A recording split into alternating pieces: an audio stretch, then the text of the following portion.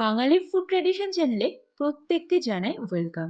যারা যারা এখনো সাবস্ক্রাইব করনি তারা ঝটপট সাবস্ক্রিপশনটা সেরে ফেলো।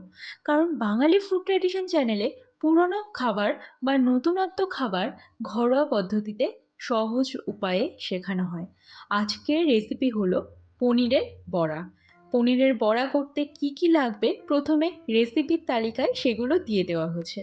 এবার আগে থেকে সেদ্ধ করে রাখা আলু কুচিয়ে কেটে নেওয়া হচ্ছে এবং এরপর দেখবে পনিরও সেম প্রসেসে কুচিয়ে কেটে নেওয়া হচ্ছে। এরপর এই আলু এবং পনিরের কোচানোগুলোর সাথে নারকেল, কাজু, কিশমিশ, লঙ্কা এবং ধনেপাতা মিক্স করে নেওয়া হবে এবং এরপর যে প্রসেসে শেখানো হবে তোমরা সেইভাবে স্টেপ বাই স্টেপ করতে থাকলেই সুন্দর সুন্দর রেসিপি বানানো শিখে যাবে এবং পনিরের বড়াও ঝটপট তৈরি হয়ে যাবে। বাঙালির ফুড ট্র্যাডিশনে এর আগেও বিভিন্ন ডেলিশিয়াস রান্নার ভিডিও ছাড়া হয়েছে। যারা যারা অন্যান্য আইটেম দেখতে চাও তারা ভিডিওগুলো একবার চেক আউট করে নাও। আর আবারও রিকোয়েস্ট করছি, তোমরা যারা যারা নতুন ভিডিওটা দেখছো অবশ্যই চ্যানেলটা সাবস্ক্রাইব করে ফেলো। আর এই ভিডিওটা কেমন লাগছে অবশ্যই কমেন্ট করতে ভুলো না কিন্তু। এবার আলু আর পনিরের কুচানোগুলোর মধ্যে ধীরে ধীরে কাজু, কিশমিশ, নারকেল, ধনেপাতা এগুলো দিয়ে দেওয়া হচ্ছে। মিক্সচারটা কমপ্লিট হয়ে গেলে জিনিসগুলো গোল পাকিয়ে ডিম্বাকৃতি করে রাখতে হবে এবং তারপর আপনারা ময়দা মাখানোর কাজটা সেরে ফেলবেন।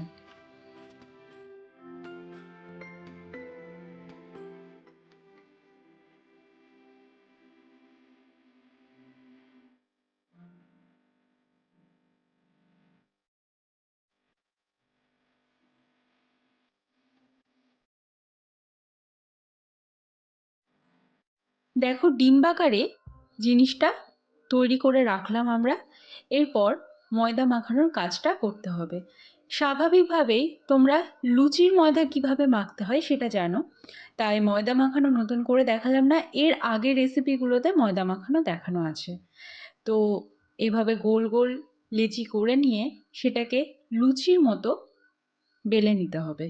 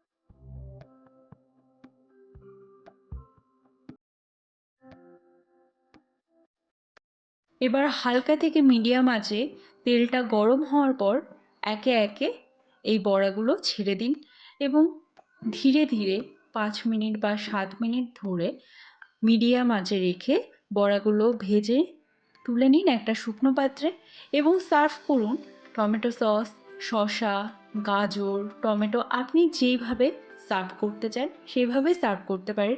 জিনিসটা খেতে একটু অন্যরকম লাগবে, মিষ্টির স্বাদও আসবে, আবার ঝাল ঝাল স্বাদটাও আসবে। এই অনোখি রেসিপিটা বাড়িতে তৈরি করে খেতে একদমই ভুলবে না।